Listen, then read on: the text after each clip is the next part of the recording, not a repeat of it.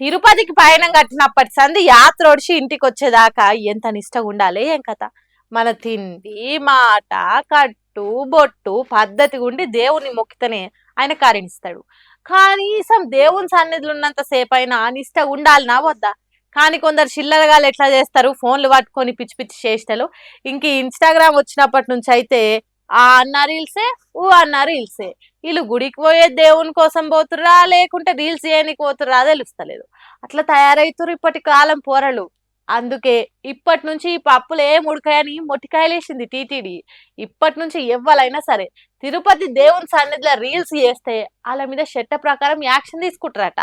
అట్లా పనికి మాలిన రీల్స్ చేస్తే అది దేవుని కూడా లెక్క అనిపిస్తుందా?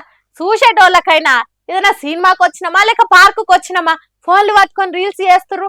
అది గుడి పవిత్రతను దెబ్బతీస్తుంది.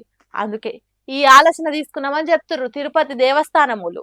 ఇక తిరుమల రూల్స్ గురించి తెలిసిందేనా ఎంత స్ట్రిక్ట్ ఉంటాయో. ఇక ఇప్పుడు ఈ రూల్ తెచ్చి ఇంకా మంచి పని చేసిరని మెచ్చుకుంటారు భక్తులంతా.